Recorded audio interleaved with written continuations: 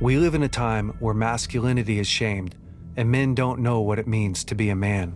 As a pastor and counselor, I've spent the better part of my life equipping and training others. My goal with this show is to translate my hard-earned experience into tools and tactics to help you become stronger as a man. This is the BraveCo podcast. I'm your host, Jason Vallotton.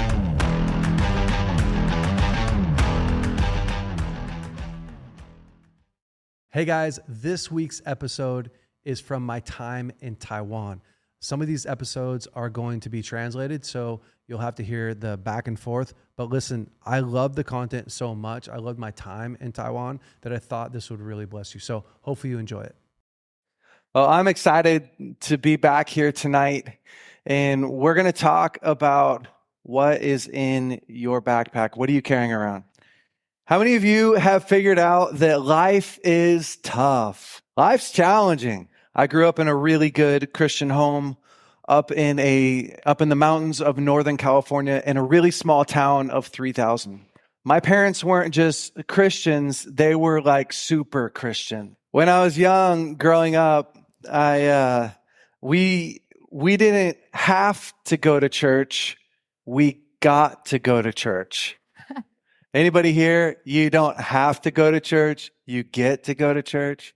Yeah, every Sunday, every Sunday I remember I would tell my dad, like, Dad, I don't want to go to church. Do I have to go to church? And he would say, no, son, you don't have to go to church. And I'd be like, oh, thank you.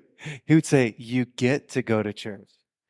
We were the family that even on Super Bowl Sunday, we were at church cleaning up after everyone was back at home. As a kid, I don't know that there's anything worse than Super Bowl Sunday happening and you're at church cleaning up. But that's who we were. Even growing up in an exceptionally good home, by the time I was 10 years old, I had already found masturbation.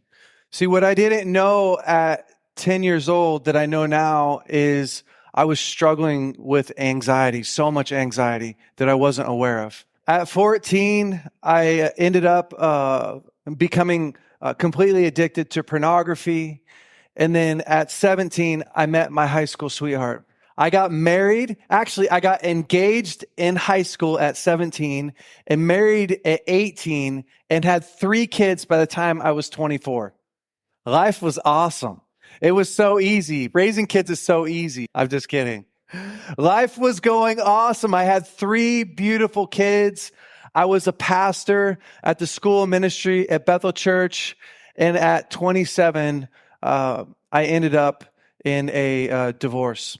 How many of you know that being a pastor and being a counselor, going through a divorce doesn't really help your ministry? I was like, wow, this is going to help my credibility a lot. I became a single dad and to my 3 kids, and I spent 2 years walking myself and helping them work through pain. At 29, I met my new girlfriend, which is now my wife. But when I met her at 29, I also was going through a nervous breakdown. I fought my nervous breakdown for a year I lost the use of my arms. I couldn't open up a water bottle. I'd have to drink holding 2 hands because I shook so bad. It was really dark. I'd sleep for 15 hours every single night and even have demons show up in my room where I could see them. I ended up having to get on medication to just help me work through the anxiety that I was experiencing. My wife and I got married when I was 30 years old. And we were ready to have kids because 3 kids isn't enough. Might as well have more. We spent 5 years trying to get pregnant. And finally, my wife conceived. For those of you that are married and you've tried to have kids, you know how exciting it is at first to try to have kids. It's really exciting. And everybody always says like, oh, practicing's the best part because you get to have sex.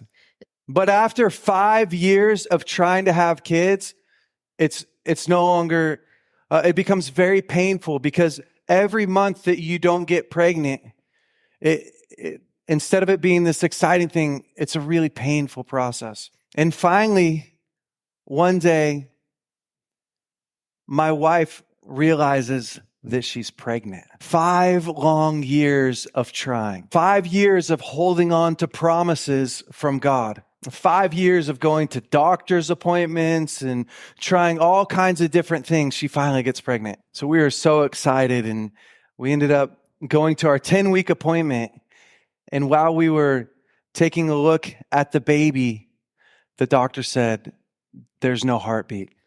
It took us 2 more years to finally get pregnant again.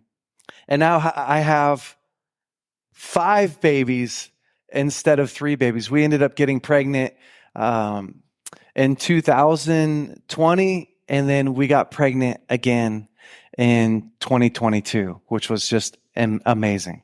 Guys, life is tough.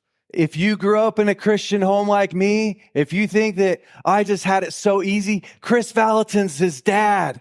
Life's challenging.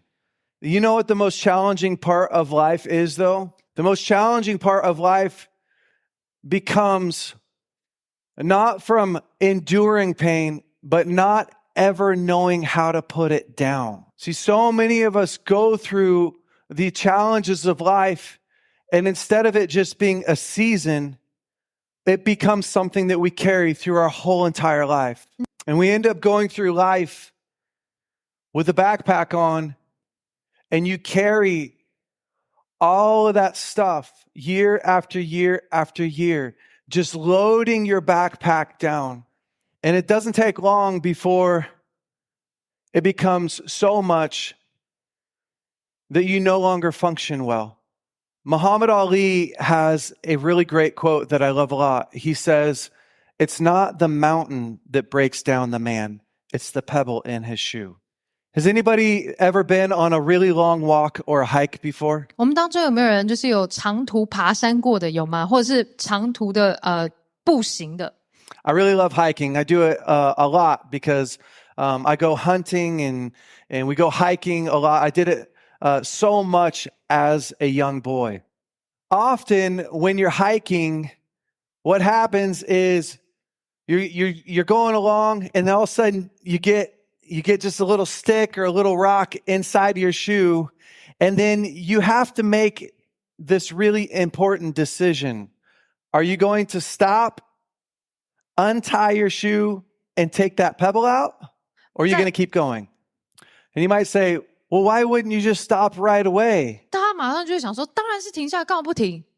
But see, it's not really that simple, because when you're with other people and you're going to a destination, it's so easy to just keep going. I don't want to stop. I don't want to untie my boot. I want to just get there. I went hiking 2 years ago with a friend, and when we got out of the car, it was raining really hard. And we looked at each other and we were like, maybe we should wait for the rain to end. But we didn't do that because we are guys.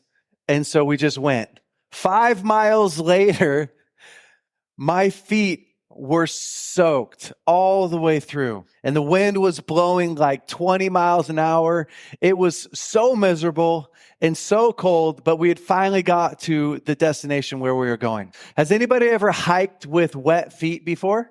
Oh, it's an amazing experience. See, when your feet are wet, what happens is that moisture makes your feet really soft. And then all that walking and all those miles begins to wear away at your heels, especially because they're really soft. At about mile 2, I realized, my heels feel a little bit warm. But did I stop and fix it? No, I'm a guy. I just kept going. I'm going somewhere. I don't have time to stop and fix this little tiny hot spot. So by the time we got to where we're going, the wind stopped and the rain calmed down. And my friend and I were sitting up on this rock, and he said, hey, are you going to take a look at your feet? I said, oh man, it doesn't even matter at this point.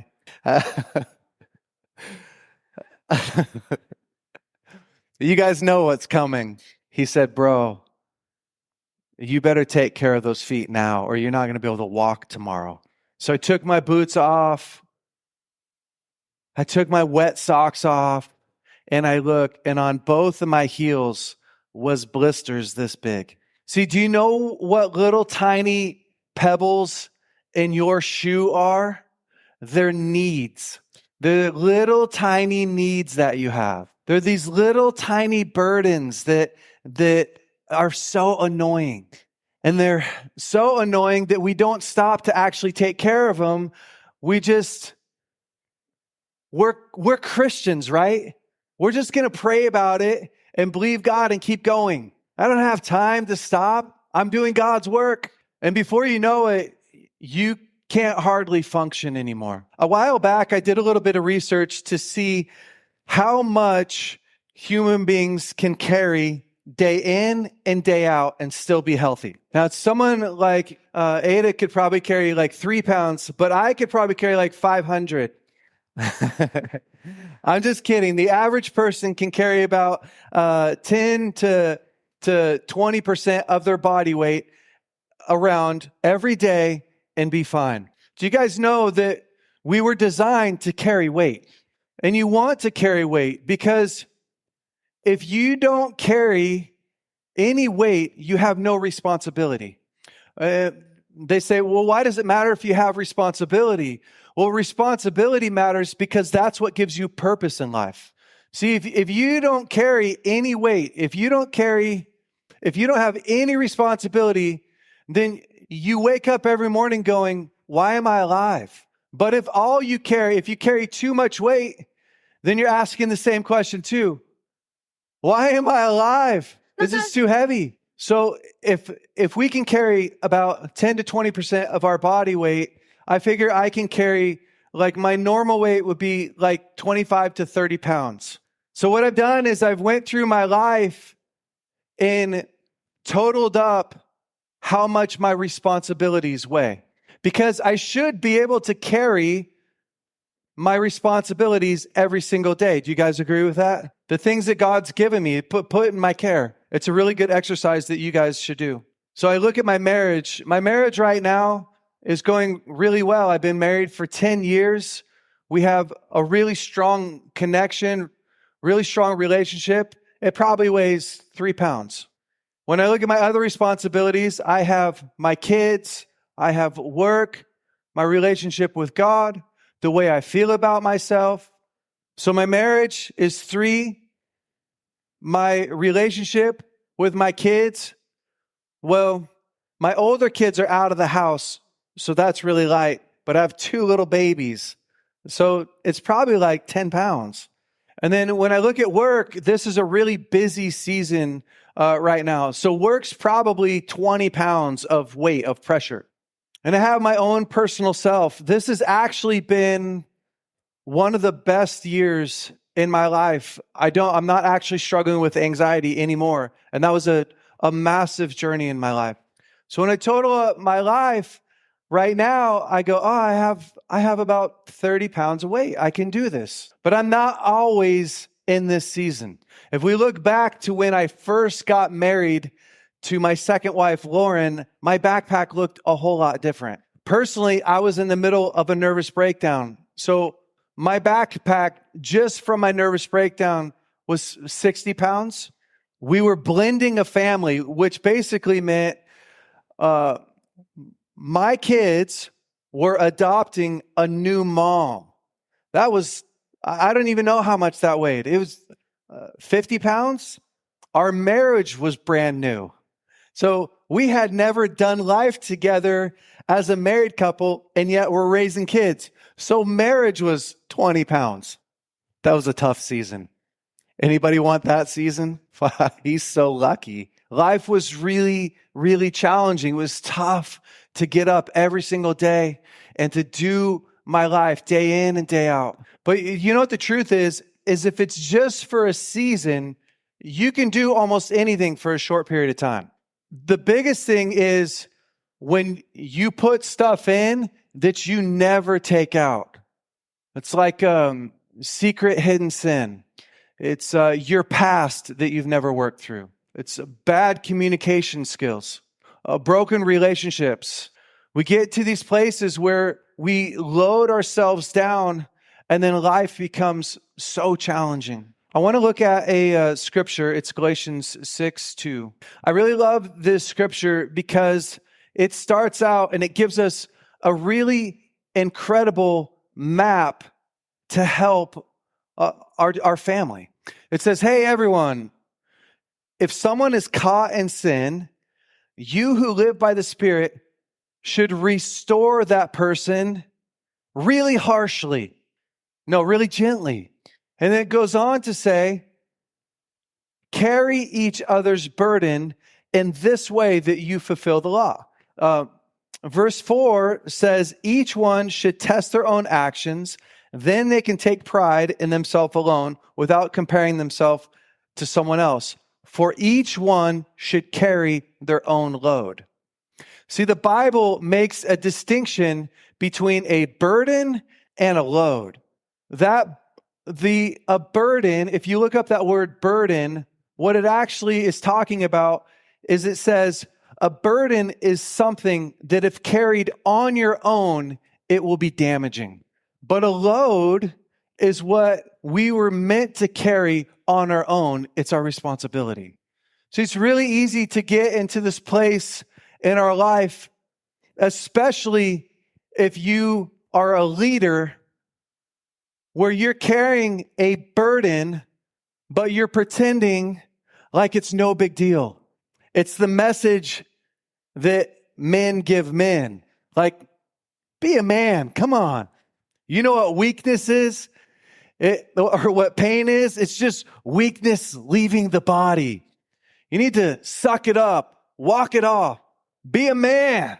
Women carry a backpack as well that is often too heavy. It's that over responsibility. It's the shoulds.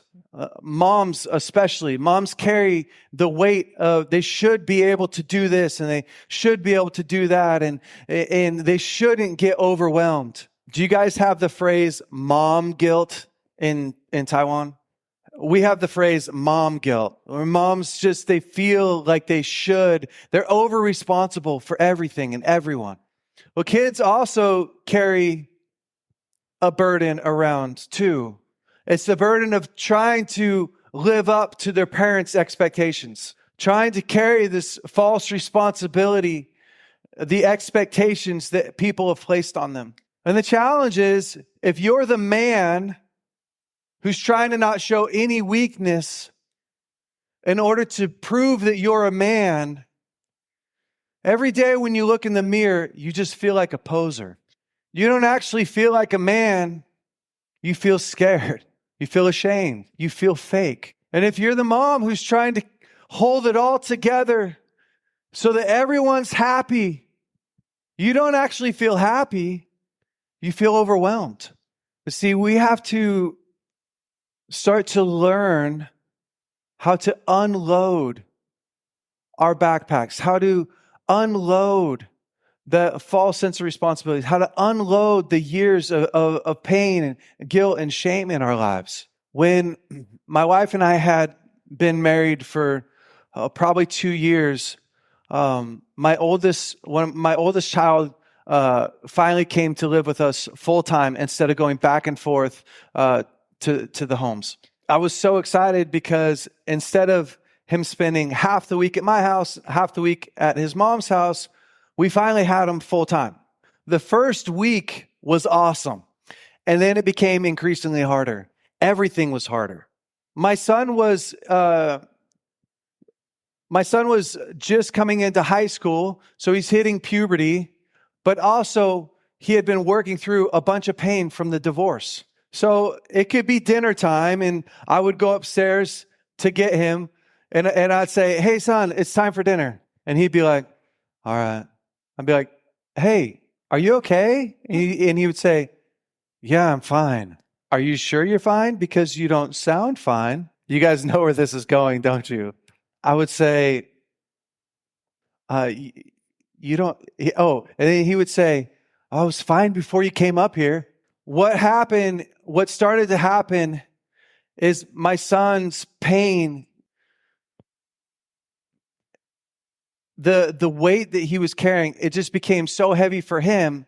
And of course, as parents, we're there to try to help him, but it's also really heavy for us. Plus, like I told you, Lauren and I had only been married for a couple years, so we're still trying to work out our life in our marriage. So I felt so weighed down. Every single day I'd wake up and be like, oh my gosh, I don't know how I'm going to do today.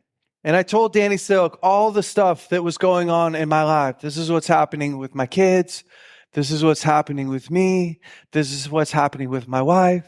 You know, what's really interesting is Danny worked so much with me. What was really interesting to me is my son's life only got harder until he had an encounter with God at 18 years old. But here's what Danny taught me. Danny taught me how to take off my backpack. He gave me a plan for how to handle and how to help my son in that season. So the challenge isn't that you're in a season that's hard. The challenge is if you're in a season that's hard and you don't have any help. See, I used to go to work, and while I was at work, I would be worrying about coming home and what was going to happen at home when my son was there. And then when I was at home, I'd be worried about what was going to happen when I encountered my son because I didn't know what to do. Later on, my daughter started to go through some really challenging things. And I remember sitting down with God and having a conversation with God where I told God, like, I need your help. Like, I cannot figure this out on my own. And God brought us this really incredible woman. Her name was Cheryl, and she became my daughter's counselor. See, Cheryl helped teach us how to take that weight out of our backpack. She didn't just work with my daughter, she also worked with me. See, that's what's supposed to happen in our lives. We're not supposed to know how to figure all of this stuff out on our own. We live under these lies that somehow you should know how to solve all the problems in your life. Listen, if you knew how to solve all the problems in your life, you would have already fixed it. You had already solved them all. But God has put each one of us inside of a family so that we can lend the strength of one another.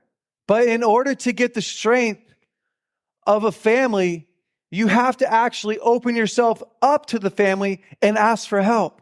See, Danny taught me how to take off the backpack, but I had to risk him thinking I was incompetent or thinking that I wasn't enough. I had to face my own fears, face my own shame of not being a good enough dad, or the shame of causing my kids pain because I went through a divorce. See, when I was young and I was completely addicted to masturbation, what actually saved me in that time is that I didn't go through it alone. Because when I was really young, my dad created a really safe place for me to talk to him. So even though I was struggling with masturbation and pornography, I would talk to my dad every single week. And what actually was a major turning point in my life was one night I was sitting with my dad. This was a couple years into struggling with pornography. And he said, "Son, why don't you tell the family?" Well, that sounds like a really great idea to you guys, but the rest of my family was all women. It's my sisters and my mom. I remember asking my dad, I said, "Dad, do you think it will help? Do you think if I tell mom and my sisters that it will actually help?" See, I'd been struggling with it so long that I was desperate. I was willing to do anything. So I remember that night, my dad got my mom and my sisters, and I remember sitting on the couch and looking at my dad and my mom and my sisters and telling them that I had been struggling with masturbation and pornography. See, what I was terrified was going to happen, I was terrified that my sisters were going to be really embarrassed and that they were going to judge me and that my mom would feel shame. But the exact opposite happened. 可是却发现完全不是这样。My sisters and my mom, when I told them, they got up and they came around me and they laid their hands on me and they began to love on me and they began to pray for me. See, that night was the last night that I ever remember looking at pornography. It's not because the temptation went away. It's because I was living open. I was living in the light. See, I was able to work through my divorce and my marriage because I didn't hide it. Before my marriage was ever even in trouble, I had a mentor, Danny, helping me every single month. We would go to marriage counseling. It's just what we did. It's just how I lived my life. And when I went through my nervous breakdown, although it was the worst season in my life, I wasn't alone. I had my dad. So I remember one night, it was a really, really low night. I thought I was dying.